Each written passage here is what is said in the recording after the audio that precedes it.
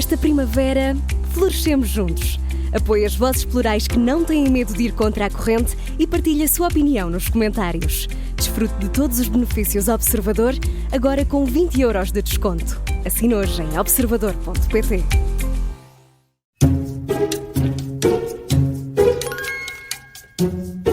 Este é o som da Comissão de Inquérito das Manhãs 360. Hoje é nosso convidado Pedro Cisa Vieira, antigo Ministro da Economia. Bem-vindo. Bom dia. Obrigada por ter aceitado o nosso Obrigado convite. pelo convite. Já sabemos que é hipercompetitivo, disse-nos em off, por isso vamos ver se é hoje que alguém consegue fazer 25 pontos. Até hoje ninguém conseguiu. O máximo foram 22. 22. E várias pessoas chegaram a 22. Vamos a isto. Sabe Muito como bem. funciona? Eu vou explicar 5 perguntas. Por cada resposta certa recebe 5 pontos. Se pedir a nossa ajuda e acertar, tem 2 pontos. Se não acertar, não pontua. Obviamente. Vamos lá então. Gosta de cinema? Gosto. Gosta? Então esta é de caras. É só para começar, só para aquecer. Como advogado, certeza que vai saber a resposta. Que filme sobre advocacia juntou Al Pacino, Charlize Theron e Keanu Reeves em 1997? O advogado do diabo. Eu tinha aqui tantas ajudas para lhe dar. Temos aqui um profissional. 5 pontos Essa é lá para muito começar. fácil. Era fácil. Nem sequer é um grande filme, mas pronto. Foi, mas era um Era clássico. Sim, foi. Grandes atores, Exatamente. o filme mais ou menos, não é? É assim um bocado. Exatamente.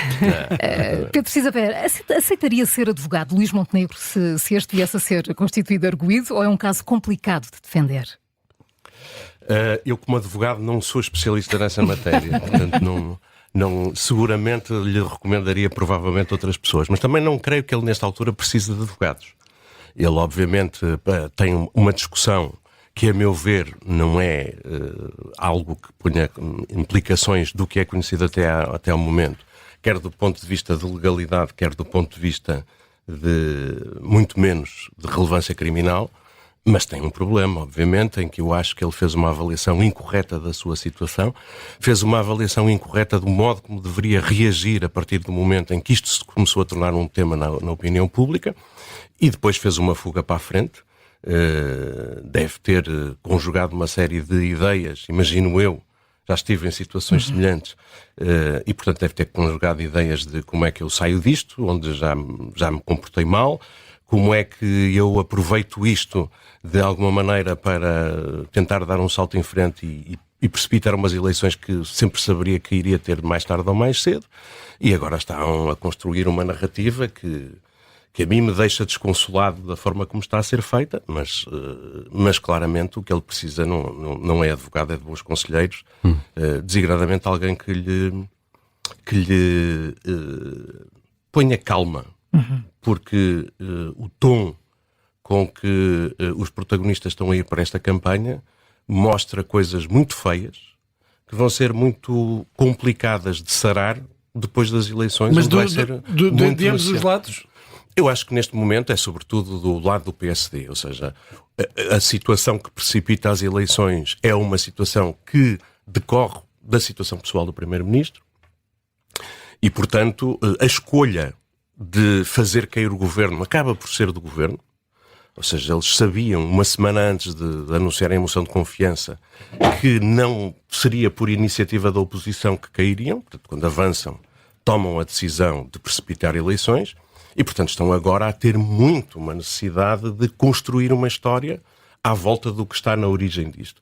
Mas também, do outro lado, devo dizer, tenho ouvido insinuações terríveis sobre as intenções do Primeiro-Ministro, etc. E, portanto, também não estou a gostar disto e acho mesmo que a seguir às eleições vai ser necessário que o novo Governo tenha condições de tomar decisões que vão ser muito difíceis para o país. Estou a ver, nem sequer é o tema do orçamento. Eu sei que o orçamento é relativamente indiferente para governar em termos normais. Primeiro, o Presidente da República tornou a aprovação do orçamento uma espécie de moção de confiança ao Governo. Não é assim em termos constitucionais, é possível perfeitamente governar sem orçamento aprovado e isso Quando não é tem décimos. problema. Quando é décimos, quer dizer, eu fiz essa avaliação quando estava no Governo. Agora, nós no próximo ano vamos ter que decidir realocações muito significativas de recursos públicos. Nós vamos ter que aprovar uma lei de programação militar, que é uma lei orgânica, que tem que ser aprovada com um amplo consenso e, portanto, é preciso que os dois partidos saibam falar e consigam falar. Eu acho que a maneira como estão a preparar-se para ir para estas eleições, os ecos que chegaram hoje de manhã sobre o tom da reunião da Comissão Política do PSD é horrível. E, portanto, eu acho que também Luís Montenegro precisava quem o aconselhasse nesta matéria. Não há pontos de entendimento previsíveis para um cenário pós-eleitoral com estes protagonistas? Não é isso. Tem que haver pontos. Eles vão ter que fazer essas pontes. Nós vamos ter mesmo que falar de uma forma muito alargada no país sobre o que é que queremos para a União Europeia, o que é que queremos para as nossas decisões financeiras, etc. Eles vão ter que falar. O problema é quando se degrada as relações a um ponto em que, de repente, eu entro na mesma sala e estou a olhar para uma pessoa que detesto porque disse coisas horríveis de mim e eu disse coisas horríveis dele, a decisão torna-se muito mais difícil. Quer dizer, por isso é que eu acho que este era um momento muito importante para salvaguardar a possibilidade de se falar depois das eleições, porque vai ser inevitável fazê-lo. E fica difícil. Isto leva-nos à próxima pergunta, embora não pareça. A próxima pergunta. O Pedro Cisa Vieira nasceu em 1964. Foi ano de Jogos Olímpicos, não se lembra, obviamente, porque foram em outubro. Portanto, tinha poucos meses. Era noutra altura. Era noutra altura. Mas vou-lhe perguntar onde foram. Uma ajuda que não foram em Tóquio, em 1964. É hoje. Eu vou já preparar aqui as serpentinas. É hoje, sabe isso tudo. Foram mesmo em Tóquio, no Japão. Foi os primeiros nos países asiáticos. É verdade. Era a ideia de Tóquio, depois de ser uma nação derrotada na Segunda Guerra Mundial, mostra ao mundo que estava a reconstruir-se e que era uma potência. Apareceram atletas importantes japoneses, sobretudo na ginástica, nessa altura. E foi o ano em que, pela primeira vez, um atleta ganhou, pela segunda Olimpíada consecutiva, a maratona. O grande Abebe Bikila. Descalço na primeira. Descalço na primeira, mas já calçado na segunda, no Tóquio. Ora, muito bem. Isto é que é conhecimento. Isto é conhecimento, e aqui era o mundo a funcionar normalmente, Jogos Olímpicos de 4 em 4 anos. A pandemia também impediu isso. As legislativas em Portugal também deviam ter. Como tinha impedido durante a Segunda Guerra. Durante as guerras não houve Jogos Olímpicos e eu espero que continue a haver Olimpíadas de 4 em 4 anos. Isso é bom sinal. As legislativas é que não estão a ser de 4 em 4 anos. Pois, parece que não. Antes, pelo contrário. Isto é uma crise de regime, como tanta gente tem dito, ou a democracia está a funcionar e o sistema está a funcionar? Que não é uma crise de regime de toda. A democracia está a funcionar e acho que os portugueses vão encarar estas eleições com um bocado de enfado, mas com a noção, é a sensação que eu tenho verdadeiramente, com a noção que estas eleições nesta altura não fazem sentido, são um incómodo, é quase como se os eleitores tivessem que resolver problemas que os políticos não souberam resolver. Mas vão fazê-lo com o sentido de responsabilidade de sempre. Nós nas últimas eleições tivemos até um crescimento da participação eleitoral. Não sei o que vai suceder destas vezes, mas não acho que os eleitores portugueses não tenham apreço pela possibilidade de votar, de escolher quem os governa, quem os representa nos vários órgãos do poder político, e não acho que queiram trocar isso por outros sistemas. Castigarão os partidos do sistema, chamemos-lhe assim? Não sei, os partidos tradicionais dos sistemas políticos ocidentais têm vindo a perder apoio em todo o mundo. Quer dizer, até na Alemanha nós estamos a ver uma situação de um parlamento mais fragmentado e, portanto, estas coisas estão a acontecer porque as sociedades são diferentes daquelas em que estes grandes partidos que eram, ao fim e ao cabo, coligações de muitos segmentos demográficos, sociais, económicos, etc., e que tinham alguma capacidade de se articularem entre si e escolherem representantes para, durante 4 anos, irem decidindo as questões. Isto, hoje em dia, nesta precipitação em que temos não sei quantas rádios de notícias a emitir 24 horas por dia, está toda a gente freneticamente ligada às redes sociais, a diplomacia, as coisas mais complexas, faz-se em tweet, é uma coisa inacreditável. Portanto, é muito difícil neste sistema em que as pessoas estão sobreexcitadas e querem respostas imediatas para problemas que às vezes são muito intrincados e muito difíceis de resolver, os partidos que têm vocação de governo, que ao fim e ao cabo sabem que as mudanças não são assim porque a gente quer, nem porque metemos um tweet, que é preciso tempo e ponderação para fazerem as coisas, obviamente não estão alinhados com esta precipitação dos tempos e dos tempos mediáticos e das redes sociais. E, portanto, os partidos tradicionais têm-se vindo a desgastar e é muito mais difícil, muito mais complicado governar nestas alturas, organizar as sociedades. E, portanto, é normal que eles vão perdendo, ao mesmo tempo que vão perdendo apoio, vão cada vez mais desiludindo as pessoas porque dizem que a linha de governação está mais ineficaz, coisa que afinal é precipitada por esta fragmentação do eleitorado.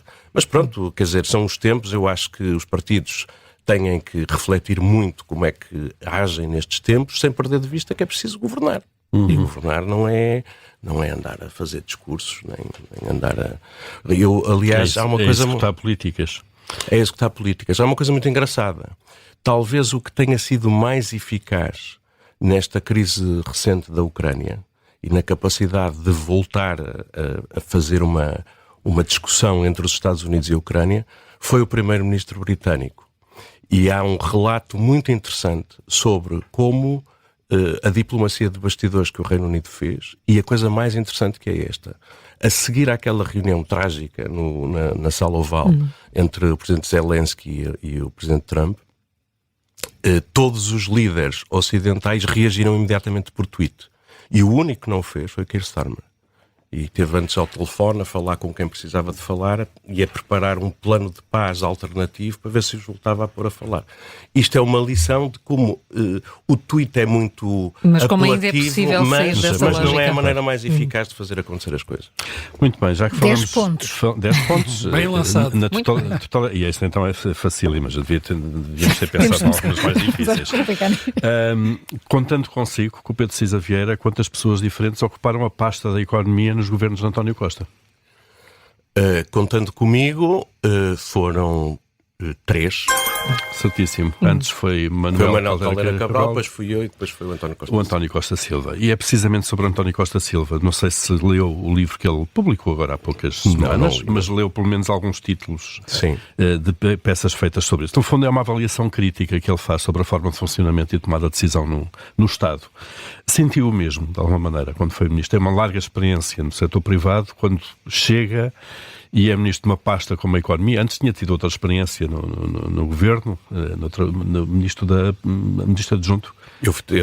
Eu entrei no governo em outubro de 2017 como ministro adjunto, depois passei a ser ministro adjunto e da Economia um ano depois, e depois no segundo governo de António Costa fui o número 2 do governo e juntava com a Economia a coordenação económica. A Economia é uma pasta com mais políticas públicas a cargo. Sentiu essa dificuldade de tomar decisão ou pelo menos de passar da decisão à prática? Senti, mas eu acho que ao contrário do António Costa Silva não ia com ilusões.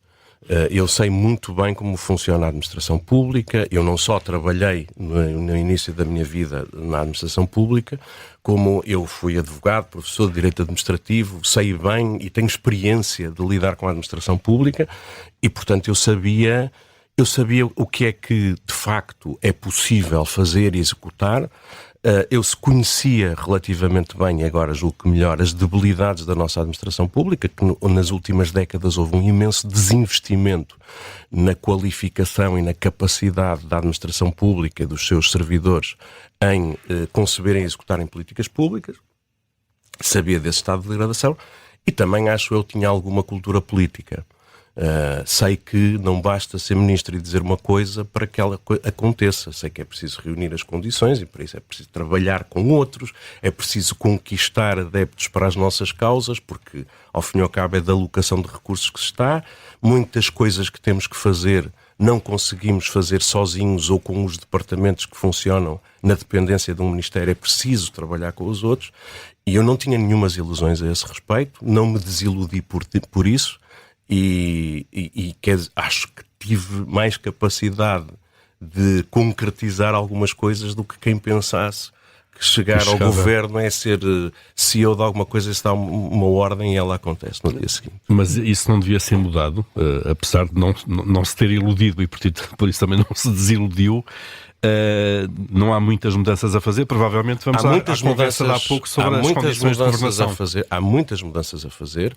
Eu acho que e tenho falado e tenho escrito, porque tenho estudado muito essas questões, tenho falado sobre a necessidade de rever drasticamente uma série de regras que enquadram a administração pública e que são camadas e camadas de complexidade que foram construídas porque nós desconfiamos de tudo desconfiamos uns dos outros, desconfiamos dos decisores e, portanto, fazemos regras e mecanismos de controle que inibem a ação da administração pública e dos decisores políticos. Mas como é que se consegue esse equilíbrio? E também é preciso qualificar a administração pública, porque sem uma administração pública de qualidade nós não conseguimos concretizar coisas que são importantes para a comunidade. E por isso eu também tenho defendido isso. Ainda assim, acho que nós, quando vamos exercer qualquer função, devemos aprender o mais possível sobre ela e falar. Eu, pessoalmente, considero que o exercício de funções públicas que tive no governo foram a coisa mais importante e mais nobre que fiz na vida. Gostei muito do trabalho que fiz e não me lamento das coisas que não concretizei, porque isso faz parte da função. Portanto, eu não me ando a lamentar nem a dizer que me arrependi muito de estar no governo. Não sei se foi o caso de António Costa Silva, mas pelo menos a crítica foi forte. Vamos passar para 15 pontos. Que também está aqui relacionado a 15 pontos. Vai bem lançado pela primeira vez, temos aqui um totalista. Não, vocês agora vão... Vocês devem ter ali aquelas respostas alternativas. Não, esta pergunta não é mal não chegar aos 25, está aqui uma que qual é o... difícil. Quer dizer, eu não sei. Como é que é a física quântica? Pedro Cisa Vieira que eu não consigo explicar. É uma das coisas que eu já tentei falar com várias pessoas. Não Paulo, consigo. vai essa. Olha da física quântica. Isto não é física quântica, é política autárquica, portanto será mais fácil. Como se chamava a coligação liderada por Jorge Sampaio na corrida à Câmara Municipal de Lisboa em 1989? Em 1989. Ela teve nomes diferentes em 89 e em 93. Uma foi por Lisboa. Está certo. Pronto. Então... Não, quer dizer... Sim, claro. Estou contigo. Foi assessor jurídico de Jorge Sampaio? Sim, eu a certa altura era mesmo adjunto, era o número 2 do gabinete de Jorge Sampaio. Era muito jovem e saí para ser só advogado, ainda antes dele sair para se candidatar à presidência da República. Ainda fiz parte da comissão de redação do programa da coligação nas eleições de 93, que é uma função que depois retomei quando o António Costa se candidatou em 2007, mas depois larguei aquilo e fui ser advogado. Com essa experiência, e também por ter dito agora há pouco que foi o desempenho, foi a função mais nobre que ocupou enquanto ministro, gostaria de ter sido o candidato do PS à Câmara Municipal de Lisboa? Olha, aí está outras coisas em que as pessoas não podem ter ilusões. Há determinados cargos em que o compromisso político com um partido, etc., faz parte da possibilidade de disputar eleições e de fazer coisas. E eu não escolhi essa vida. E, portanto, eu não tenho a esse respeito nenhum arrependimento. Alexandre Leitão é uma boa escolha? É uma escolha boa, do ponto de vista até da sua notoriedade e dos temas que estarão em causa nesta eleição. Quer dizer, eu gosto muito da política autárquica, gosto muito das cidades e estou um bocado desapontado com o desempenho do atual Presidente da Câmara, de quem sou amigo e muito próximo, mas que devo dizer que estou um bocadinho desiludido. Acho que a cidade precisa de uma mudança, que é Alexandre Leitão. Mas gostaria, apesar de ter essa noção de que dificilmente seria a escolha por essas razões partidárias, gostaria de ser candidato a liderar a Câmara de Lisboa? Seja, é o que eu volto a dizer, isso é uma escolha de vida. Quer dizer, ser candidato a uma Câmara como a Câmara de Lisboa é uma escolha de vida, que não é a minha. Eu fui para o governo, não foi porque eu fosse político ou que tivesse uma carreira política ou porque estivesse empenhado ao longo de anos na militância partidária para merecer essa coisa. Foi por outras circunstâncias, isso é possível no governo. Acho que é muito difícil numa eleição como a da Câmara de Lisboa. Não é militante do PS? Não. Por uma opção, certamente, já lhe devem ter colocado a ficha de inscrição várias vezes à frente. É o que eu estou a dizer, isso tem a ver com uma escolha de vida. Eu, neste momento, tenho obviamente muito mais visibilidade pública do que tive ao longo da minha vida, mas eu escolhi aos 27, 28 anos ser advogado, ser profissional e ser independente, e portanto essa é a minha vida e isso é uma coisa completamente diferente. Muito bem, vamos lá. Vamos para a corredeira. Vamos a caminho do primeiro totalista. Eu acho que esta também é fácil. Eu gosto da cara séria do Pedro. Eu preciso ver, está muito sério. Alguns começaram mesmo no último degrau, acho que foram dois. Sim, pelo menos dois. É o que eu disse, agora vai sair uma coisa sobre... Olha que não, mas provavelmente devíamos ter feito uma coisa mais difícil para fechar, não é? Na Groenlândia. Não, tem a ver com a ICEP. Com a ICEP. Com a Agência para o Investimento e Comércio Externo de Portugal. Ficou contente. Claro, porque é uma área que tutelou. Não sei se tem tutela do Ministério dos Negócios Estrangeiros, não é? Na altura, aquilo foi uma coisa errada que este governo fez bem, foi recuperar a ICEP para a esfera do Ministério da Economia, claro, de onde nunca devia ter saído. Só saiu porque o Paulo Portas foi Ministro dos Negócios Estrangeiros e queria ficar com aquilo. Queria ter um pé na economia também. Aquilo foi-lhe dado como condição de, imagino eu, de acordo de coligação, e depois o Primeiro-Ministro António Costa, numa decisão que sempre nos dividiu, achou que aquilo devia ficar lá porque era diplomacia económica. Não é. A ICEP é, entre outras coisas, uma gestora de fundos europeus destinados à economia. Todos os projetos de valor acima de 25 milhões de euros são acompanhados pela ICEP e não pelo Ministério da Economia. E, portanto, acho que este governo fez bem em recuperar a ICEP para a esfera do Ministério da Economia. Mas pronto. Mas a pergunta, então, vamos a ela? Vamos a ela. Quantas delegações tem a ICEP nos Estados Unidos? Pronto, já me mataram. A sério? Não. Espera aí, deixa ver. Tem em Nova Iorque, tem em São Francisco, que abriu recentemente.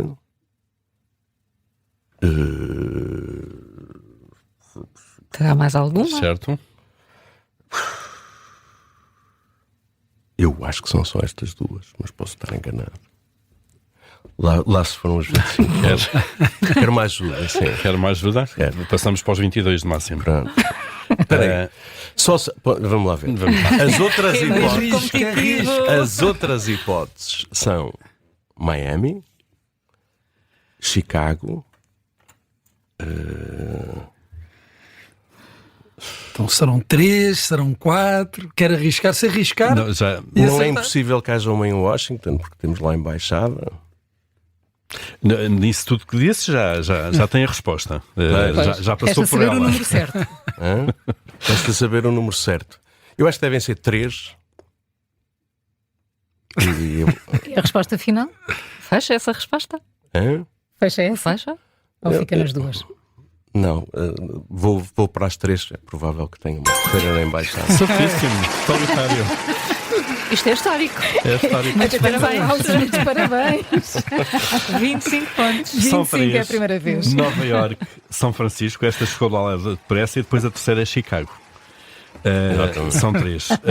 E parabéns antes de mais, porque é o primeiro totalista. Vamos sofrer muito com a guerra comercial em curso, iniciada pelos Estados Unidos? Vamos, obviamente. A economia mundial toda vai sofrer. Este elevar de barreiras tarifárias é uma coisa que não existe desde os tempos da Segunda Guerra Mundial. Toda a organização da economia mundial se começou a fazer à volta da ideia de livre circulação de mercadorias e de capitais. Destruir essa estrutura através do levantamento de barreiras ao comércio entre países, que hoje em dia, as pessoas não sabem, é sobretudo feito entre empresas no âmbito de cadeias de abastecimento. Ou seja, não é o produto final que é exportado, é os componentes intermédios que circulam e que representam 90% do comércio mundial. Portanto, quando se está a dificultar isso, vai-se precipitar muito problemas de desinvestimentos, de investimentos que vão ter que se fazer, e de uma maneira geral todos os produtos vão ficar mais caros. Isso vai retrair a procura mundial e, portanto, obviamente, vai correr mal. A única esperança que podemos ter no meio disto tudo é ver se também a União Europeia, que é uma economia, sobretudo, muito exportadora. E que já retaliou ou vai retaliar. Mas que é uma economia cuja capacidade produtiva está orientada para os mercados globais, seja capaz de criar procura interna que foi desencorajando no último século. Neste século, digamos assim, a repressão das finanças públicas, a repressão do consumo privado, todas estas políticas de contenção que a Alemanha, digamos assim, impôs durante estas últimas décadas na União Europeia, fizeram com que a capacidade produtiva europeia se tenha que projetar para o resto do mundo. Agora que o resto do mundo se fecha, nós temos provavelmente que estimular a procura interna. É isto que o novo chanceler alemão fez, é isto que a Comissão Europeia está a fazer e esperemos com isto de alguma maneira contrariar as coisas. Mas as notícias são péssimas. Anda aí a circular agora na internet um discurso radiofónico do presidente Reagan a explicar porque é que tarifas aduaneiras são uma coisa muito estúpida e que mesmo aqueles que possam pensar nos Estados Unidos que é bom manter tarifas aduaneiras para proteger a produção interna, estão enganados porque a prazo tudo fica a perder. E é verdade. Pedro Cisa Vieira, o primeiro convidado a fazer o pleno. 25 pontos. Muitos parabéns. Parabéns. Foi um gosto tê-lo connosco. Obrigado. Obrigado.